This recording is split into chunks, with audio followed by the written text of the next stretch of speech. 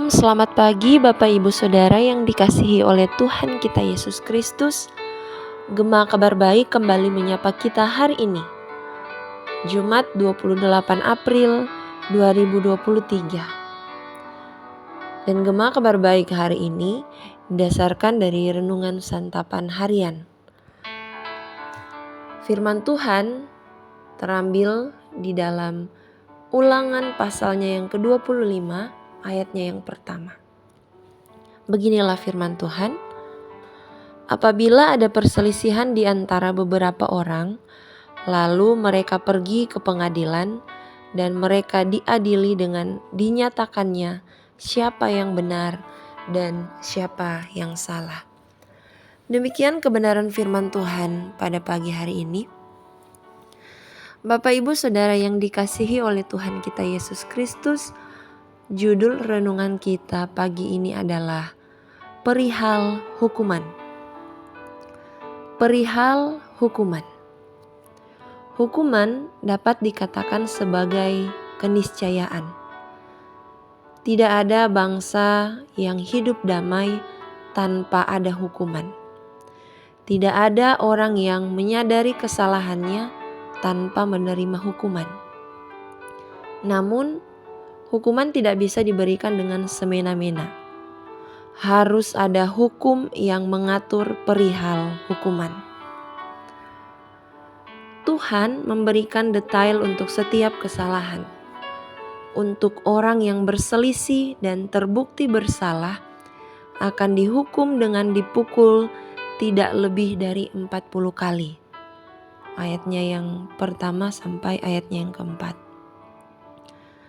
Kemudian hukuman untuk orang yang tidak mau menikahi istri dari saudaranya yang meninggal dan bersikeras dengan sikapnya adalah penghinaan dan kehilangan nama baik.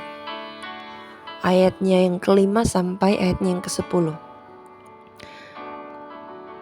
Hukuman untuk perempuan yang berbuat biadab adalah tangannya akan dipotong. Itu di dalam ayatnya yang ke-11 sampai ayatnya yang ke-12. Kemudian orang yang berlaku curang dengan memakai timbangan palsu akan dilenyapkan. Ayat 13 sampai 16. Dan yang terakhir, orang Amalek yang telah melawan Israel akan dihapuskan. Ayat 17 sampai ayatnya yang ke-19. Tentu saja kita tidak dapat menerapkan hukum ini secara harafiah untuk kehidupan masa kini. Namun, kita dapat belajar beberapa prinsip yang penting. Yang pertama, hukuman harus diberikan ketika seseorang berbuat salah.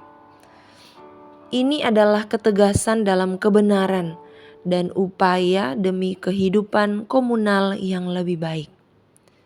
Yang kedua, hukuman harus sesuai dengan kesalahan. Artinya, kita tidak boleh menerapkan hukuman yang sama untuk semua kesalahan. Misalnya, hukuman terhadap anak kecil yang memukul temannya tentu berbeda dengan hukuman terhadap seorang pemuda yang membegal. Dan yang ketiga, hukuman tidak boleh berlebihan. Hal ini untuk menjaga martabat manusia. Artinya, hukuman bukan diberikan untuk menurunkan derajat pelaku, melainkan untuk menghasilkan kebaikan bersama, perubahan perilaku, dan pembelajaran bersama. Bapak Ibu Saudara, kesimpulannya adalah hukuman itu adalah hal yang wajar.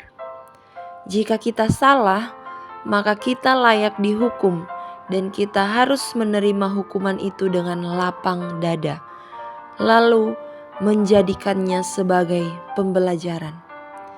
Jika kita menjadi pihak yang memberi hukuman, berilah hukuman dengan tujuan yang baik. Yang paling penting, hukuman harus dilandaskan pada kasih. Amin firman Tuhan. Mari berdoa. Kami bersyukur Tuhan untuk firman Tuhan pada pagi hari ini. Dan kami mohon biarlah kebenaran firman Tuhan ini senantiasa tertanam dalam hati dan pikiran kami. Dan dapat kami lakukan dalam kami menjalani seluruh kehidupan kami, aktivitas kami sepanjang hari ini dan seterusnya. Terima kasih Bapa di surga. Kami juga menyerahkan kegiatan kami sepanjang hari ini ke dalam tangan kasih Tuhan. Kami rindu apapun yang kami lakukan sepanjang hari ini senantiasa memuliakan nama Tuhan. Di dalam anak-Mu Tuhan Yesus Kristus, kami berdoa dan kami bersyukur. Amin. Selamat pagi, selamat beraktivitas, Tuhan Yesus memberkati. Shalom.